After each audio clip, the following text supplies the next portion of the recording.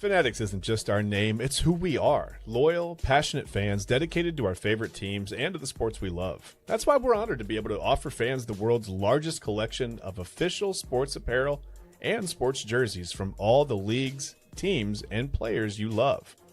We feature a wide selection of gear from every league, including NFL, MLB, NBA, NHL, and NCAA merchandise, which allows us to serve fans of football, baseball, hockey, basketball, lacrosse, soccer, golf, and everything else that gets your heart pumping. Go to fanatics.com by using the QR code on your screen right now to celebrate your teams.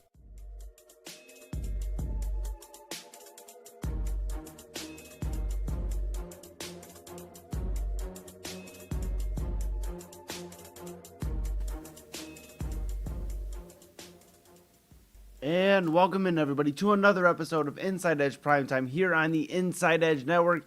Chad Bryan to my right, your left. I am Eli Moon, and welcome in to a Thursday edition of Primetime here on the Inside Edge Network. A very busy Thursday, a lot to talk about here before we send you on with our weekend programming here on the Inside Edge Network. But a lot to talk about. And Chad, before we get into all of that, how are you doing here on what is our Friday? But yes, it is Thursday here on the East Coast.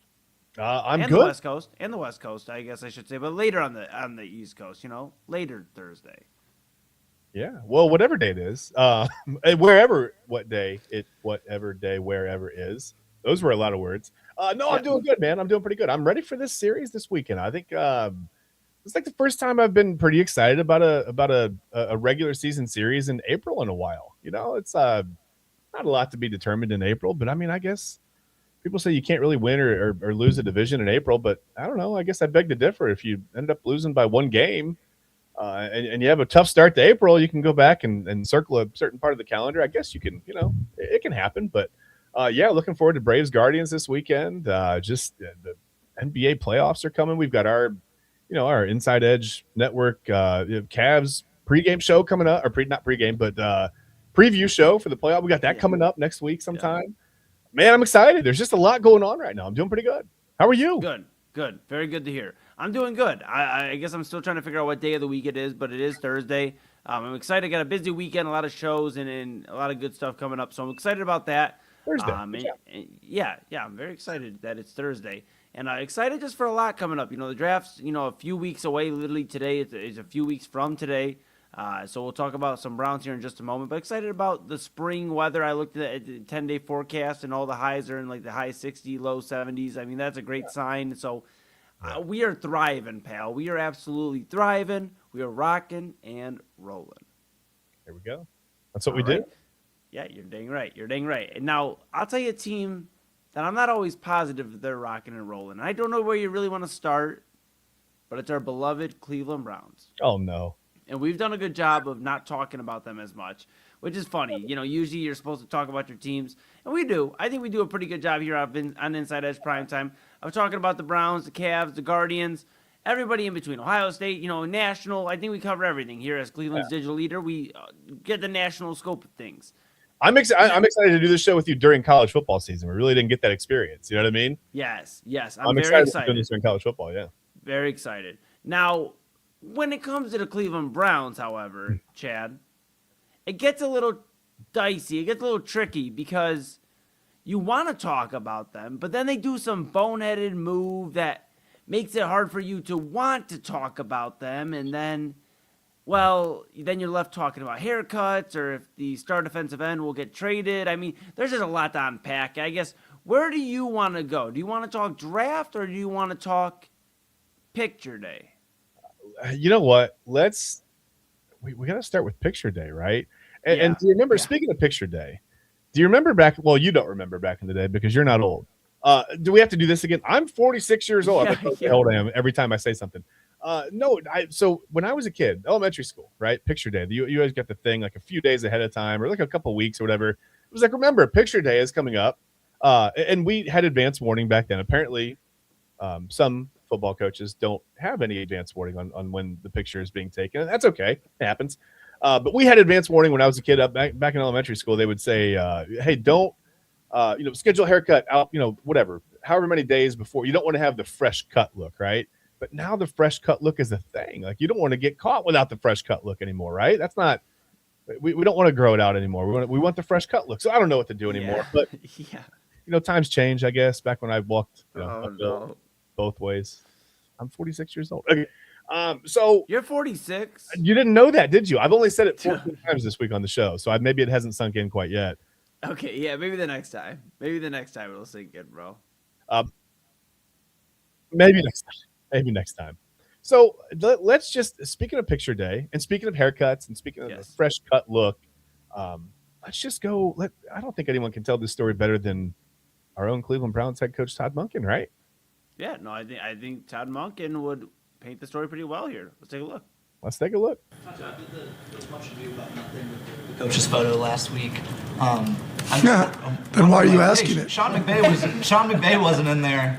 In the photo either. Do you ever think that that's... I can't comment on Sean McVay. Right. But do you feel like you got, a disproportionate amount of the bluster for that? Oh, I really don't give a shit. I mean, it had nothing to do with me. I mean, they moved the meeting. I didn't miss it. I was just trying to get a sweet haircut. I mean, that's what I was trying to do. And then they moved the meeting. Now, you can blame that I should have been at the meeting when they moved it up and my ass would have known that's when it was. Yeah, okay, I got you. And was it disappointing? You bet your ass it was disappointing. Would my life to be a head coach? I'm not in the head coach's picture. You'd think with AI they could have done that quickly and got me in there. But no, it's the way it is. It'll be under the bridge, and what'll matter most is how we move from here and do we win or not. That ultimately, none of that will matter. The reason I asked is that there's this perception around the Browns, like, what can go wrong, will go wrong. People always read the worst into what happens here. How can you guys change that perception? Winning. Well, what changes everything, right? Winning changes everything, right? I told the coaches that the other day, right? Or playing well. How does a player stop a narrative? Play well. How do we stop a narrative on offense? Score. How do you stop a narrative of winning? Win. It's pretty freaking simple, right? I mean, is that not life in general, right? There is a narrative out there that, you're not a good husband. Well, change, be a good husband, right? All that's part of it, right? Change the narrative, become that. That's what we have to do. It's real simple.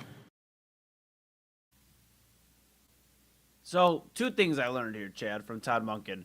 One, he wanted a sweet haircut. Yeah. And we can talk about the haircut styling. I don't know. It doesn't really look like he went to like a barber per se. It looks like he went to like your local like Great Clips. And there's no shade on Great Clips. No, hey, it works for him. It works for him. I don't mind. But if it works for him, it works for him. Exactly. Number two, he loves talking about marriages. Every comparison I feel like in his press conference has been about a marriage, about marrying your wife or having good communication. And I mean, Todd Monken, I think in another life is like a marriage counselor. I think maybe in some ways, to be an NFL head coach, you have to be a little bit of a marriage counselor, right? Like you got to go in there and you got to have the pulse of 53 different guys and their attitudes and their moods and their, the ebbs and flows of the locker room. That's tough, man. Actually, that's really tough. So I think it is a little bit like being a marriage counselor. Now, I mean, we were joking, but I mean, now that you say it out loud, it's almost like you have to be a little bit of a maybe not a marriage counselor, but just a personality expert, right? You got to go in there and you got to read the room. 53 guys on a roster means that you're going to have 53 guys that probably have 47 different coaching styles that they respond to, right? So you can't go in and I mean, you can have a set style, you can have a base, right? But you gotta have subsets of coaching style. You gotta deal with some guys individually. You got to deal with some guys as a group. The wide receiver room is always going to be different. The quarterback room is always going to be different. The linebacker, your offensive linemen are just going to, probably go roll. Yeah, they'll be down for whatever, right? They're in the trenches, like they don't mind. You can go in there and give them a little bit of tough love. They'll be all right. But yeah, I think it's just I mean, you're going to have all different position groups, different guys individually that you have to treat differently. It's tough, and I think you do have to have kind of an eye on personality. Maybe that's a good thing. Maybe all the talk that we're hearing out of Todd Monken about relationships and marriages and everything, maybe that's a good thing. I don't know. I'm not really sure. I think we're just grasping for straws here, honestly, as Browns. Yeah, I mean, maybe the next thing will be so good that we finally are happy.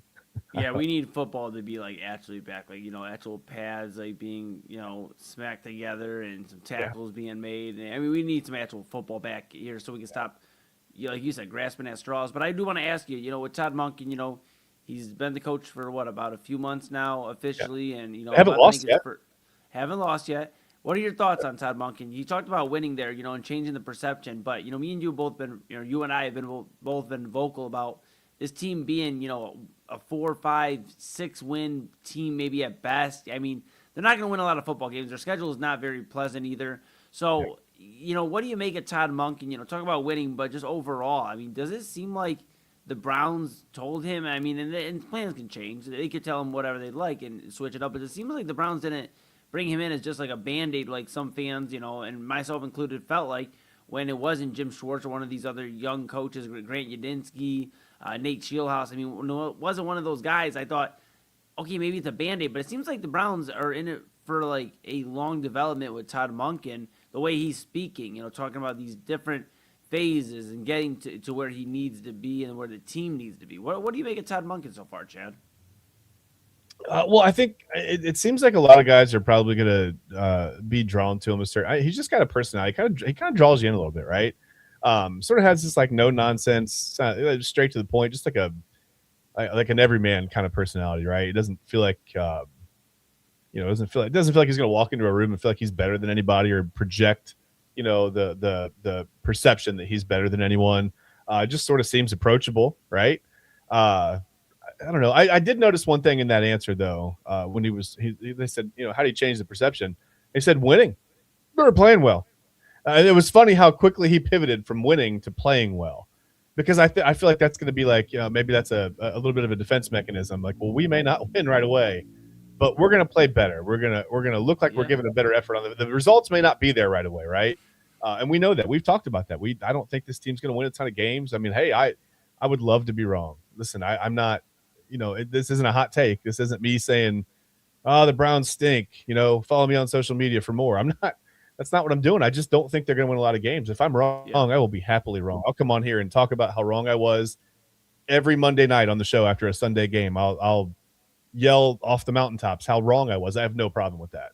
Man, if this team goes 12-5, how exciting would that be, right? That'd be fun. But yeah, I just feel like it was funny how quickly he pivoted. Like, how do you change the perception? Winning. They're playing well. It's like a quick turn. You know what I mean? Like I caught that. I don't know if you caught that or not, but that was.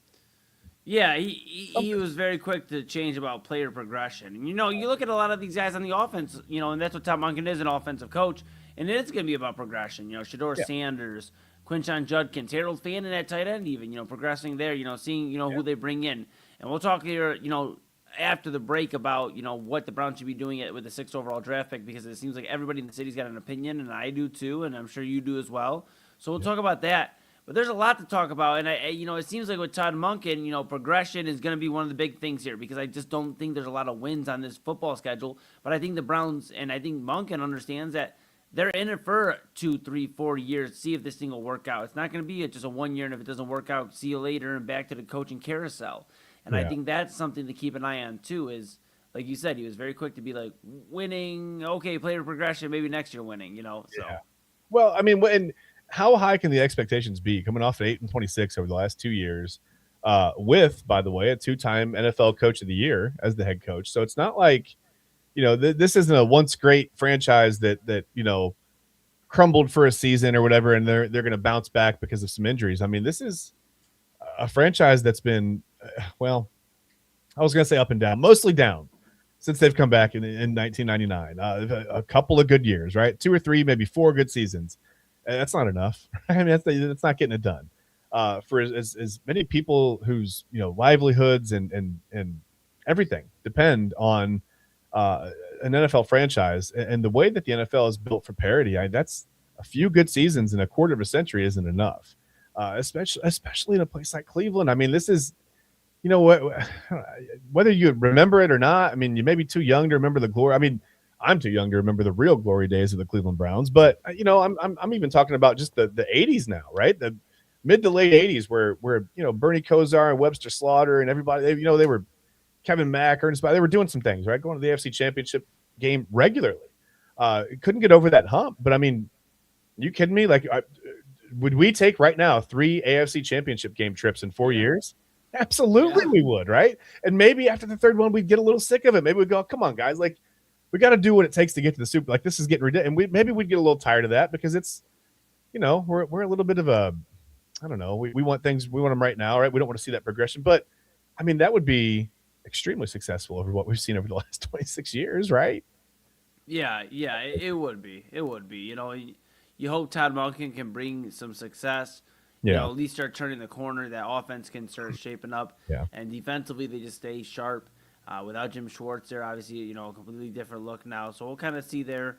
And Well, we'll it see shouldn't what be the too much Browns of a different look. It just might, I mean, same kind of scheme, same. but different guy leading the helm. So I think it is going to be a different look. A different mindset. Yeah. And I guess that's more so what I mean. Same scheme though. Yeah, I agree. Peripheral It's not changes, hopefully, right? Yeah. Yeah, exactly. Yeah, I'm with you there. Yeah. Now we will talk a little bit more Browns after the break. So grab your coffee, grab your caffeine if you're on the East Coast. West Coast, grab your dinner. Yep, Chad's ready to rock. Oh, is that By the way, I have no allegiances Yeah. to the series this weekend at all. Yeah. We're gonna talk Browns when we come back. Some more Browns. What should they do with the 6th overall draft pick? It just seems like there's a lot to be discussed there. So we'll share our thoughts with just 2 weeks away till draft night. And you'll see the Commissioner's Couch leading our draft coverage here on the Inside Edge Network. So make sure you stay locked in that evening. I think we'll have the night off, Chad. So I think they'll be doing 8 to 12 that night, 8 p.m. to 12 a.m. So I think we'll have the night off. So we'll kind of check in and we'll update you as soon as we all know.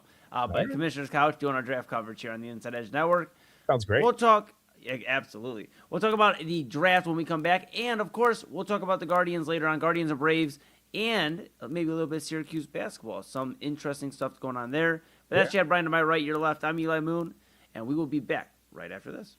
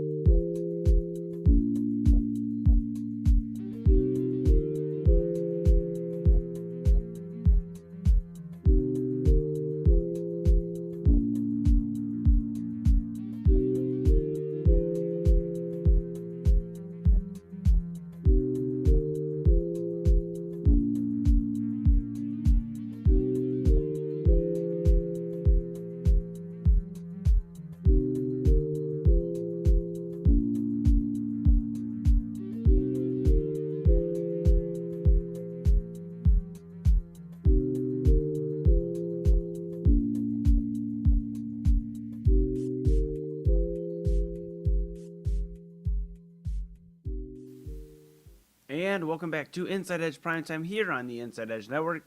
Chad Bryan to my right, your left, I am Eli Moon, and we are back talking about our favorite football team here in Cleveland. That would be the Cleveland Browns, as they have a very exciting next few weeks. Todd Monken had an exciting haircut, missed the team photo. Chad, I know it was a pretty busy week for Todd Monken. We played the video. You were able to find the photo where they tried to put him in. He didn't clear it, but we were able to get our hands on it. Is that right? Yeah, I don't see the problem. If you can, I'll pull this up for you guys. I don't even know that you can tell. You're going to have to look. Sometimes there are. He mentioned AI. I don't think they used AI for this because he might have like too many fingers or something. That's the thing with AI. It can't get hands. It doesn't really understand fingers and hands, and that's okay. I don't either. Sometimes I look at my fingers and my hands. I'm like, what do these do? I don't know. But the thing is, when you look at Todd Monken in this picture, you're gonna you wouldn't even realize. You wouldn't say, was he there? The lighting is perfect. I'll just bring it up because you're gonna have to look really hard. There are small clues that I think kind of tip it off that he wasn't really there. Maybe just like the angle in which he's posed or whatever. But I'll just bring it up for you. Dude, he's there. He's right literally there. Yeah, the thing is, and there's the sweet haircut. There's the sweet haircut. There it is. So that's fresh. That's sweet. Yeah, and you honestly can't even I'm looking at it. I guess if I go over here to my right and I turn my head a certain way, it sort of looks if like you shoulder turn, if you shoulder turn, maybe. But dude, that's a sweet haircut for a sweet head coach. Yeah, that's gonna lead us to maybe 4 to 6 wins. 4 to 7.1. No, 6.4. 6.4. I back down. You think they win more than 6 games? If they change to 22 on the schedule, sure. All right, cool. All right, so let's talk about how this team can get better, though, because clearly it's not going to just happen over. They're playing well. Yeah, clearly it's not going to happen overnight. No. But this is a team that needs obviously some help on the offensive end. Defensive, we talked about, same scheme, different defensive coordinator, but hopefully you don't see a regression there. But there's a lot that the Browns can do with the 6th overall pick. Yeah. My hope is that they draft offensively, because they have holes at receiver and offensive line specifically. Yeah. I guess my Diego Pavia is the move, I think. Yeah. Did you see? I sent you guys the thing. He's representing himself because he said, "Ain't nobody." Yes. Quote. This is a quote. This is not me paraphrasing. He said, "Quote, ain't nobody taking my money." And I just thought, I sent it to you. I thought this should go well. Yeah. To watch. Yeah. Diego Pavia. Yeah, geez, you got to be careful saying that too loud. You might have somebody believe you. But let me ask you this: why does this draft process seem so difficult for Cleveland Browns fans? It just seems. Why can't we just make this as easy as it seems? And I guess I'll get into what that means to me. But why does this seem so difficult this year? Why does it seem so difficult? Yeah. Johnny Manziel, Corey Coleman, Brandon Weeden. Is there any point at which you wish me to stop saying these names? Because this is what there are more. We could do a whole hour show. I could just name. I'm surprised you left Justin Gilbert. I'm surprised. I didn't want to do it to Justin Gilbert. He was such a good. Honestly, I get the athletic tools, but then it came out that during his meeting he was saying he wasn't even. He's like, I'm done with football. I don't even like football. And the Browns were like, well, wait till you see Berea, right? Somehow that was gonna I didn't want to do it, man. It made me feel too sad. So I went with some of the more marginal names. Yeah, Justin Gilbert was a really confusing one because he literally told you he was done with football. Yeah. I don't know, man. But this is why. This is why it's almost like we have PTSD, right? You want to be an optimist. So the glass is 51% full when it comes to the draft because you never know, right? But then the day after, well, not even the day after because it's a 3-day affair now. But let's say this the Monday after the draft winds up and we've seen all 7 rounds go. We know who Mr. Irrelevant is, which is basically anybody the Browns take, plus the very last guy in the draft. And then, no, I'm kidding. They've had a few good players the last couple of years. They've done okay. Andrew Berry I don't want to say he's redeemed himself because he's not quite there yet, but he had a pretty good draft last year. And then he did weird things like taking Dylan Gabriel in the 3rd round and taking 2 running backs and whatever. There were some weird things also, but he got some good players, got some good football players. but yeah, it's like we have PTSD, right? Leading into the draft, we know there's going to be this pick in the first round, especially with 2 first-round picks, where we go, the hell, what? Like that doesn't even. Yeah. And with some teams, you go, what the hell? What that doesn't even. And the player pans out because you're like, oh wow, the scouting and development department is on point. But with the Browns for so long, it was Paul DePodesta, and I think he was just doing blind draft. I think they were giving him like printouts of every player with no name, right? No identifying information, and just like putting raw analytics numbers in front of him, and he was going, this one, this one, this one, and they were like, okay, could you just fax that to us because you're not even in Berea, so just just email the 3 guys that you want us to take in the first 2 rounds, whatever. It was just such a weird. We don't know who was making that. And again, I don't know. I mean, Paul DePodesta, for all we know, could have been a financial analyst for Jimmy Haslam. We have no clue what he did. It's crazy that he spent a decade here and we have no idea what he did. But I don't know. I mean, it's like once bitten, twice shy, right? We know better than to be too excited going into the draft because we're gonna probably feel a little bit disappointed coming out of it. But I feel like this is an opportunity, right? This should be an opportunity to get a lot better. But do we have the confidence that Andrew Berry can do that? Well, in the track history says for the most part no. Yeah. And that's what's worrisome. Now, however, I have to, and Cleveland Browns fans have to trust that Andrew Berry and his last year's draft is the new norm. And for the idea of all of these great players that play running back, and we'll talk about them, but running back and on the defensive side of the ball and all that, that's amazing. That's amazing. And you know what? The Browns could get these guys if they were a team that just had a down year and could go get best player available. They have significant needs at offensive line and wide receiver. Yeah. They need to not make this so difficult in a year where it really should just be as plain and simple as possible. They are making these 2 first-round draft picks so confusing. Are they going to trade down? Or are they going to take line? Are they going to go receiver? Are they going to go running back? Are they going to go safety? I mean, what exactly is the plan? And it's just kind of driving me insane at this point. So, if I'm the Browns and a Browns fan, stop making this so difficult. It's like the time leading up to Christmas. You look forward to Christmas, right? But there's all the stuff that goes with it, right? Like every time you go to the store, there's 900 people in an area that's good for like 600 people. So you got like you're bumping shoulders and just all the peripheral stuff that goes with it that makes you be like, man, I cannot wait until this season is over. And it's just like, I just can't wait until the draft is over. But we can stop speculating, right? And then we can start a different kind of speculating. Like we're not speculating on who they're going to take. Now we're speculating on how these guys are going to pan out. So yeah, we can stop speculating and start speculating. That's fun. Yes. Speculating after the speculating. It's just speculation. Yeah. And I've talked to people, that I trust when it comes to like knowledge in football. And, I've done my own looking around, and Carmelo Tate seems to be emerging as wide receiver 1 in this class. And whether you're in love with him or Jordan Tyson, those seem to be the top 2 guys at receiver if you're going to take one of the top 10. Yeah.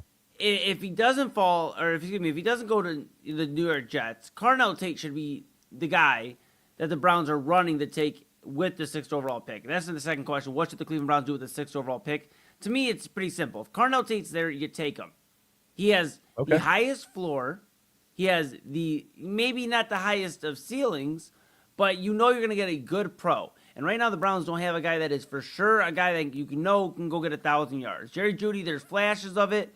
Yeah. You're just not seeing it in a full season. And maybe a wide receiver too, it helps out. But I think Carmelo Tate is the guy. And unless you like Jordan Tyson more, then you take Jordan Tyson. But you're not in a position to go get Jeremiah Love. I keep hearing this all around. Jeremiah Love or Caleb Downs. Look, I think Caleb Downs would be like giving us an extra Thanos Infinity Stone on one that we already have all the Infinity Stones for. I mean, Jeremiah Love would be awesome. Off. Yeah, right. Right. Jeremiah Love would be awesome. Yeah. If we didn't just draft Quinshon Judkins and already trying to progress the running back room. Yeah. You have to go get a receiver. The only way I'm okay with them not drafting Carmelo Tate or Jordan Tyson at 6 is if they get an offensive lineman. I keep hearing the talk of Dallas trading up. I'm okay with it if you believe, our guy is there at 12 and Tate or Tyson's falling. But the idea that Casey Concepcion or some of these other guys that are around, Denzel Boston, all these other guys, I'm not falling for the hype that the Browns can sort that out and get a diamond in the rough. I know teams can find that. The Cleveland Browns have not been able to do that, especially at wide receiver, especially in the Andrew Berry regime. I'm not trusting it. I'm not. You mentioned Corey Coleman. I still have flashbacks, really bad flashbacks of Corey Coleman draft night. It's really bad, Chad. I don't really enjoy thinking of those moments or any of these moments where the Browns have tried to be the smartest in the room. Julio Jones went on to have a great Hall of Fame career, and I know the Browns got Alex Mack that same draft. I get it. Yeah. But Julio Jones is one of the greatest receivers of my generation, and I feel like he has had an incredible run, and the Browns messed that up, and I don't want them to mess this up. We look back at the 6th overall pick again, and we move off of getting a generational wide receiver talent, whether it is Carnell Tate and he evolves to more than we're even thinking he could be, or if it is Jordan Tyson. I'm not dealing with the what ifs anymore. Well, it's just like you said, it's so safe. I mean, Ohio State wide receivers have had such a strong track record of performing just after they've left Ohio State recently that it would almost, and even if, like, let's say you take Carnell Tate, right, at 6, and he only proves to be, he only has, 4,000 or 5,000 yard seasons in his entire career. Okay. I mean, I've heard people say, well, he just doesn't seem like every other year kind of a guy, whatever. It would be so much better than what they have on the roster right now. And let's say he only proves himself worthy of, by the end of his career of being like a top 25 pick. It's not that big of a miss, right? You still have a game changer. And I want to ask you something. They take Carnell Tate. Okay. And I'm fine with it. I like Carnell Tate a lot. I've had a chance to watch him, very up close, right, for the past couple of years, whatever, in Ohio State and Columbus. And I just want to know, like, if Jerry Jeudy's sticking around, he's going to be on this roster. How do you think that affects Jerry Jeudy? If they take Carnell Tate, is he right away wide receiver 1? Does Jeudy go to wide receiver 2? Psychologically, where does that leave Jerry Jeudy? Because does that engage him more? Is it like, okay, like we're stacking on this offense, or is he looking at like, man, I'm not even the guy here anymore? Like what? Like get me out of here. It has to be a battle to begin with. I mean, but Carnell Tate's, the Browns' first-round draft pick. Jerry Jeudy was the first-round draft pick of Denver. Yeah. So it's completely different. But Jerry Judy's going to continue to get paid. And I think if he can, buy into the team concept of, you're going to go out there, you're going to get a little bit better looks. You're wide receiver 2 now. Carnell Tate's the guy. And we're going to gel. And if he doesn't understand it, then it is what it is. I don't think we're missing too much by moving on from Jerry Jeudy. I mean, we take a bit of a cap hit, and then we move on. I mean, but I that's think really you put yourself right back in the situation you were just in, though. Now you've got, again, one good wide receiver here and another guy gone. And I know Judy's been rough the last couple of years. They're a rebuilding team, though, Chad. Yeah. So at the end of the day, if Jerry Judy's not buying in, then you got to just move on. I don't think you're losing too much if you were to be like, I don't want to be wide receiver 2. Okay, then I guess Isaiah Bond's going to get a few more looks this year, and we're going to see what we got to do in the next offseason, because this is a multi-offseason type of rebuild for the Cleveland Browns that everybody wants to keep dancing around. I don't think we do, but a lot of people dance around the word rebuild when it comes to the Browns, because we've heard it so many times. But this is a rebuild, whether people want to admit it or not. This is a rebuild for the Cleveland Browns. Yeah, you don't reload and retool off 8 and 26. That's not. Sure don't. You've got to rebuild it. Yeah. Sure don't. Yeah. Exactly, pal. Well, we'll kind of keep an eye on that with the Cleveland Browns. We got Guardians and some Syracuse basketball to talk about when we come back. Before we go to break, though, we want to talk about go.rallyup.com/musicmentors2026. For those wondering what that is us, the Inside Edge Network, partnering up with Mentor High School, the 2026 Music Mentors School Scholarship Program raffle. That's by donating to the link. Music Mentors, that's a nonprofit booster organization. They serve the Mentor public school bands at Memorial Middle School, Shore Middle School, and Mentor High School. And the Music Mentors organization, they consist of parents, teachers, students. They all work together to promote music in the schools. Music Mentors, they support Mentor High School's Fighting Cardinal Marching Band, and it's 175 students. Now, 100% of the proceeds are going to go from this fundraiser to the Music Mentor Scholarship Program, which provides scholarships for our band seniors. So go ahead to go.rallyup.com/musicmentors2026. Donate and win cool prizes at the 2026 Music Mentors Scholarship Program raffle. Yes. Chad, how cool is that? Fine arts, please. Yes. I love it. I love it. As somebody is a music man myself, support the fine arts. Me and Pop Moon were just talking about, my sister played the clarinet growing up, and we all played I played the bass drum, and instruments cost so much. Being able to help in any way you can, it's just pretty remarkable. So Yeah, truly. absolutely. All right, hey, we're gonna take a quick pause here. We'll come back. We're gonna talk Guardians, Braves, and Syracuse basketball. What a way to end the week! That's Chad Bryan to my right, your left. I'm Eli Moon. This is Inside Edge Primetime here on the Inside Edge Network. If you're here for the first time, hello. Give us a follow, Inside Edge Net, on all the socials. We're your source for sports, entertainment, and mental health. Everything in between. And if you've been following us since September, we appreciate your continued support. We're back for one final segment after this.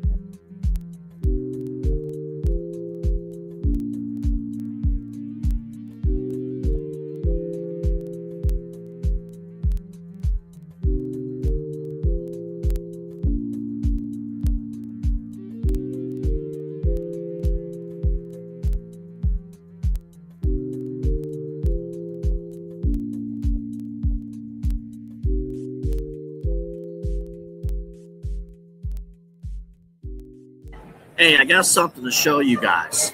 Take a look.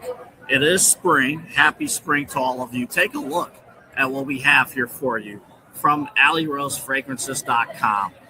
Beautiful spring scent candles here for you.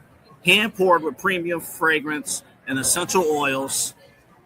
How about this? Our coconut soy wax candles bring fresh, uplifting spring scents to your home. Made with clean, natural ingredients, they're a mindful choice for sensitive spaces and those who love effortless seasonal fragrances. You got to check it out right now. There's the soft bloom and the lemon bar candles, all healthy ingredients, all from AlleyRoseFragrances.com. And if you're a first-time customer, use the promo code InsideEdge20. That's InsideEdge20. Get this for yourself, for your friends, family, everyone. You want a good smelling home, AlleyRoseFragrances.com will make it happen. Again, AlleyRoseFragrances.com. Get the new spring candles. And when you order, if you're a first-time customer, InsideEdge20 is the promo code. Clean energy, bold flavors, no jitters. See why people won't shut up about Dubby. Clean energy, no jitters or crash. Helps you lock in and focus. Over 15 absolute fire flavors to choose from.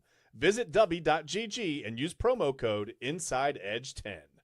Whether you're searching for a baseball autographed by your favorite World Series slugger, a signed football by an iconic Hall of Famer, or the jersey of a world-famous soccer star, you've come to the right place.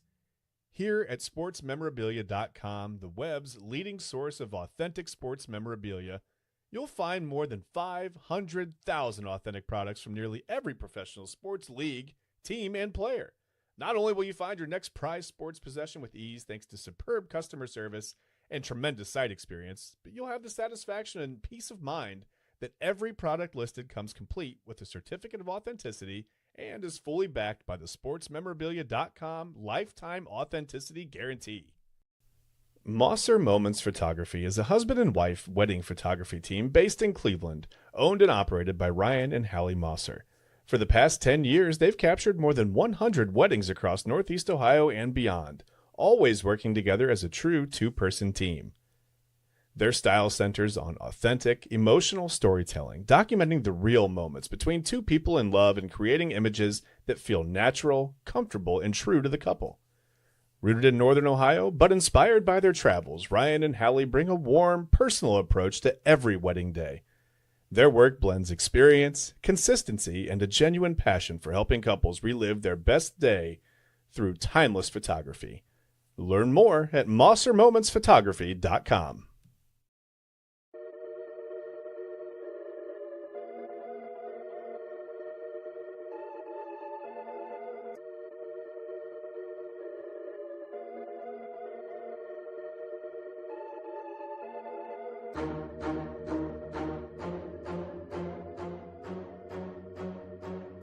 And welcome back to Inside Edge Primetime here on the Inside Edge Network. Chad Bryan to my right, your left, and I'm Eli Moon. We're back for final segment, a very quick run here with you to a little bit past 11 o'clock to put a bow on this primetime week. We'll start in New York, Syracuse University to be exact, as Carmelo Anthony's son, Kiyan Anthony, he has decided to return for his sophomore season under new head coach Jerry McNamara, who is a champion with Carmelo Anthony, won the national championship with Syracuse back in 2003 with Carmelo Anthony, Kiyan's dad. So I think it's interesting he returned. He had an all right, freshman year. It was quiet. He played a lot off the bench. But this is somebody who, we talk about, bloodlines, the LeBron bloodline. We talk about these different guys. This is a guy who, last year he averaged 8 points per game. He shot all right, 25% from the floor, 39.9% from the floor. I mean, nothing crazy, but I think with having a guy who won with your dad, right? He won at the highest, one of the highest levels. Having that guy go to bat for you, and having your dad probably get, around the university a little bit more. Carmelo's retired, so he has a little bit more time now. I think that's important, and I think this is going to be a very healthy year for Kiyan Anthony. And I think we could be talking about his name rising up draft boards for next year's draft. And it's kind of crazy to think, Chad, we could be looking at, NFL, Arch Manning in the NFL, a Manning back in the league, and Carmelo Anthony's son joining the league. I think this is going to be a very productive year for Kiyan Anthony. And I could eat my words, but I think Syracuse is a team we could be talking about next year, and it could be with Carmelo's kid leading the way. I never know. I just remember I'm thinking back to Jerry Mac, and it's funny because during the break I sent you a gift from The Office, and Jerry McNamara, by the way, born in Scranton, Pennsylvania. So there's that. But yeah, I'm looking at. I just remember back. I can't believe you said 2003. By the way, hasn't been that. That's wild that it was that long ago. I cannot believe it. It doesn't feel 23 years ago. Shh! Don't say it out loud. Because if I don't hear it, then I don't think. You know what I mean? I'm not a math guy. Yeah. So you do the math, then I got to think about that. Yeah. No. But yeah, I remember watching McNamara play and just thinking, like, man, point guard, the basketball IQ, right? The distribution, always in the right place, always, he's going to be a head coach one day, right?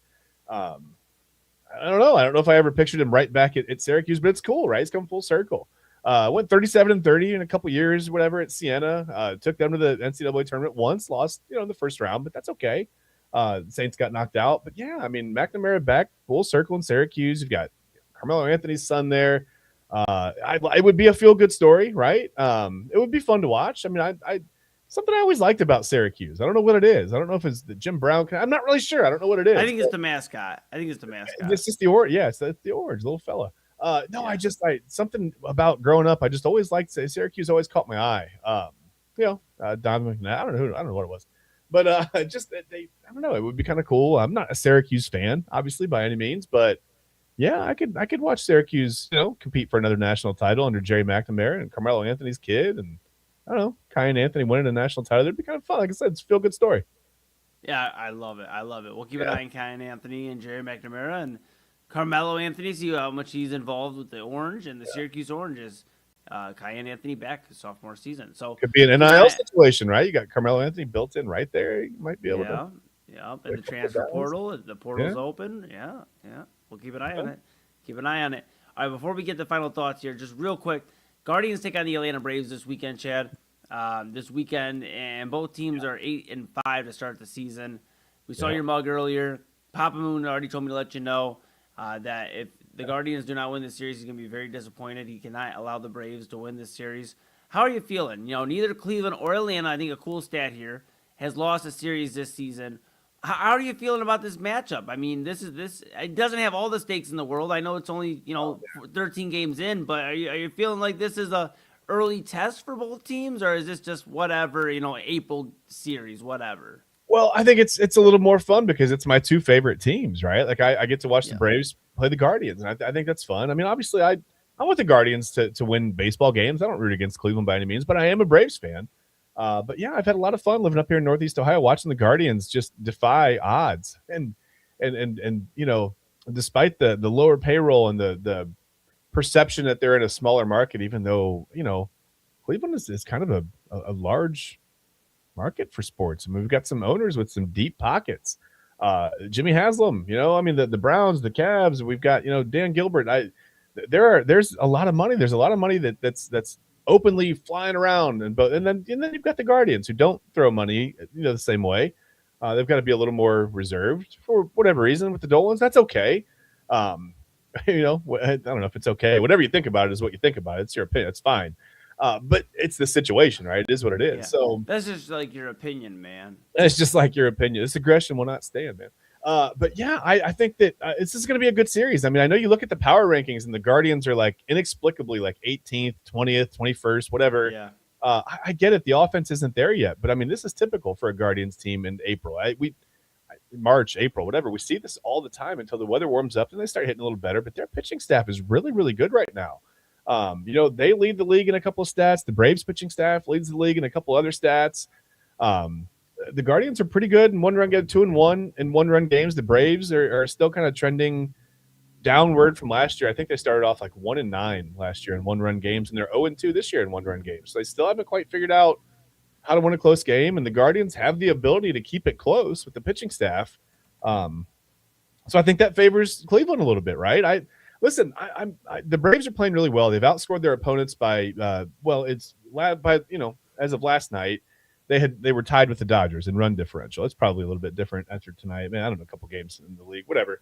I haven't looked at the stats tonight, the full team stats, but I wouldn't be surprised at all to see the Guardians take 2 of 3 in Atlanta. I really wouldn't be surprised by that at all. I mean, the Guardians are a good baseball team, and here's the thing: you go down to Atlanta, the weather's warmer, right? Does that help the Guardians bats wake up a little bit? I mean, you've got Chase DeLauder leading the league in everything right now. Yeah. He and Drake Baldwin for the Braves both are among the league leaders in home runs. They both have 5. There are 4 guys with 5 home runs in Major League Baseball right now.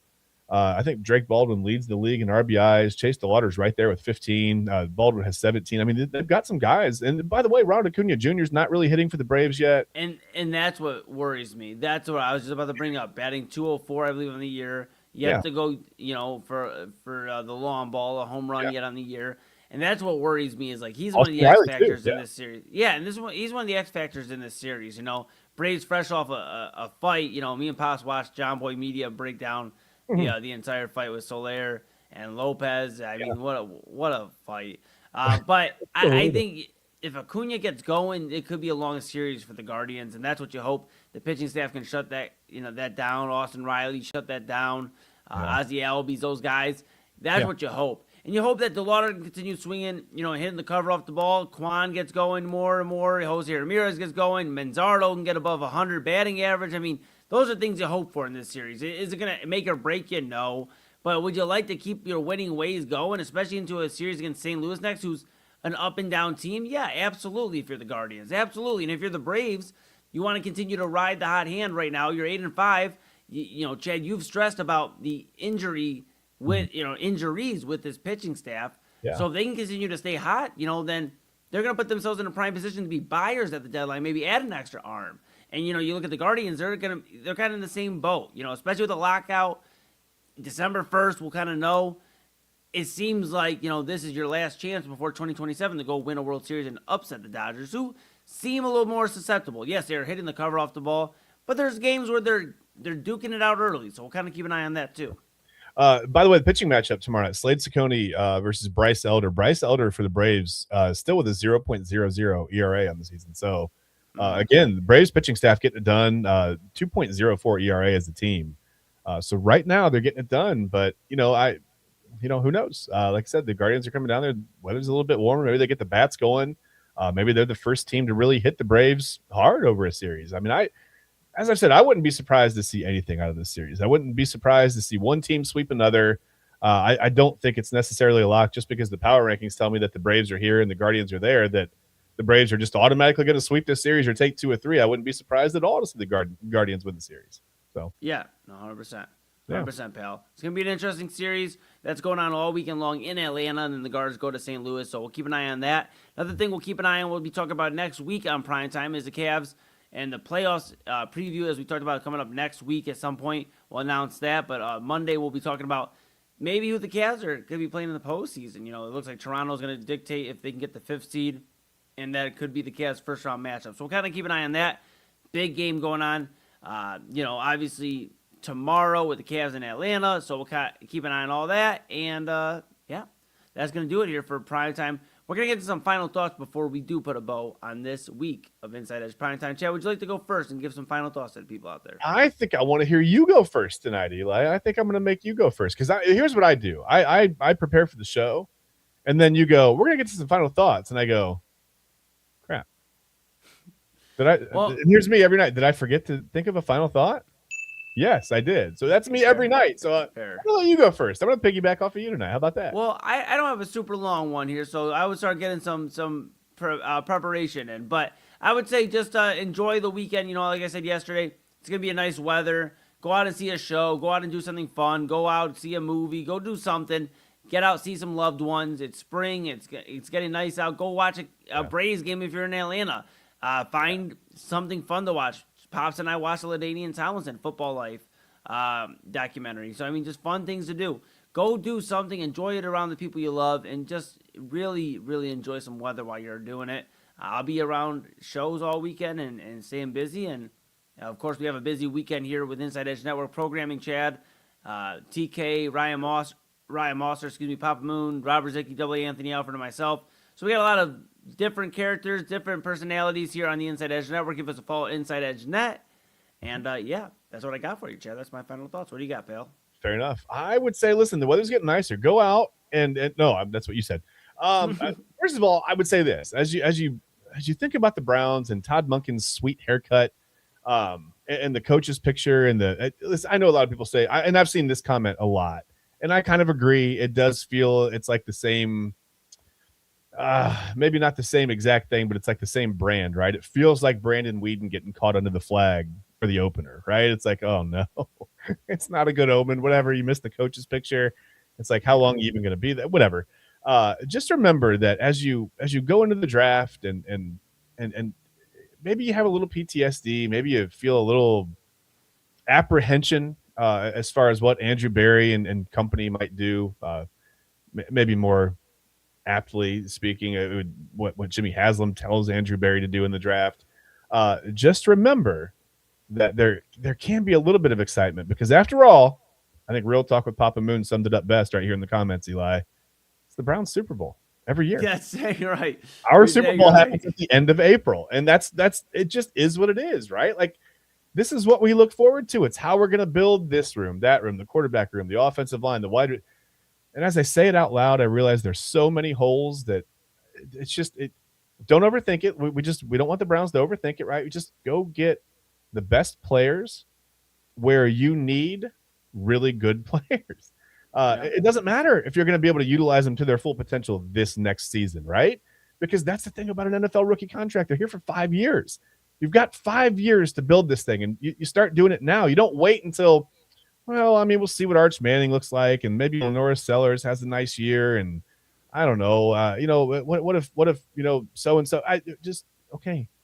Dante Moore. What if you just breathe and go get the best players, right, that are out there that are available where you need to have good players, wide receivers, offensive linemen. You don't need to overthink this. Don't be the smartest guy in the room. Just be the most common sense guy in the room. And I think, you just kind of maybe follow the Ravens and the Steelers model of drafting. Just go get a really good guy where you need a really good guy. It's not that difficult, right? Yeah. Right? Yeah. I love it, pal. I love it. Well, hey, we'll try to make some more sense of it next Monday.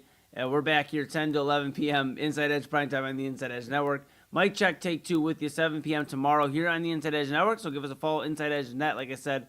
And thank you for choosing us as your source of sports, entertainment, mental health, and everything in between. We're here in Cleveland, Ohio. We appreciate you so much. So for Chad Bryan to my right, your left, I am Eli Moon. It has been a pleasure, as always, speaking with all of you out there for another week. We'll be back with you Monday. Like I said, great weekend of programming. Mic check, take 2, Illegal Formation, Sunday Sports Show, Real Talk with Papa Moon, the main event, a lot of great stuff.